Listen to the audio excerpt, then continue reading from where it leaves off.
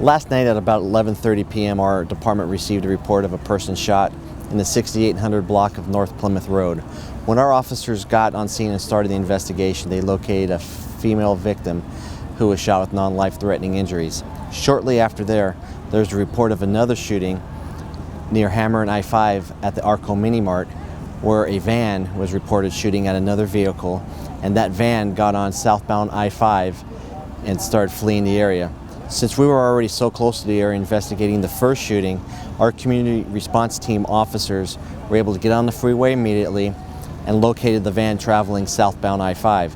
They attempted a traffic stop and the vehicle did not pull over, so a pursuit ensued. The van continued going southbound I-5 and got off on the Martin Luther King exit.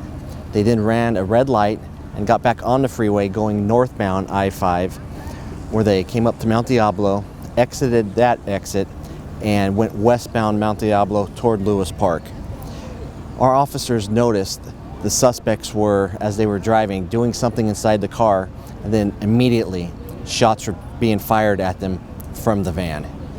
The van then continued towards Lewis Park, turned down one of these side streets, and ended at rest right behind me,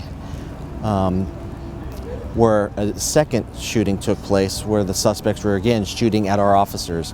At this time, our officers were able to return fire. Two suspects were hit.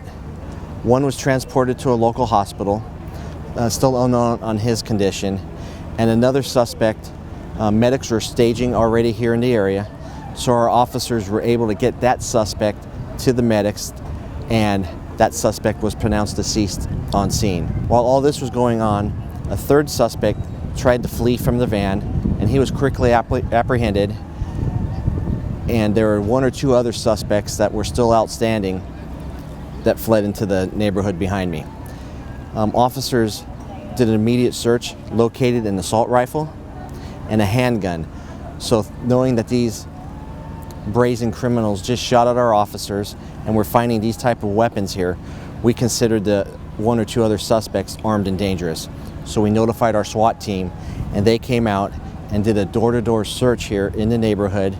And during one of the searches, they located several individuals inside one of these houses behind me, and they thought that these people may be involved. So they detained them and brought them down to the police department, where they're being interviewed by investigators.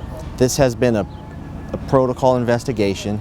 We have a multi-agency law enforcement team that's investigating this incident now, because it's a officer-involved shooting. So we have members from the State Department of Justice, San Joaquin County Sheriff's Office, San Joaquin County District Attorney's Office, and investigators from Stockton Police Department investigating this case as a protocol investigation. This was a very dangerous situation for our officers. None of them got hurt, but during the gunfire, when the suspects were firing at the officers, a patrol car was struck. And when you're talking about an assault rifle, I mean, we're in a residential neighborhood.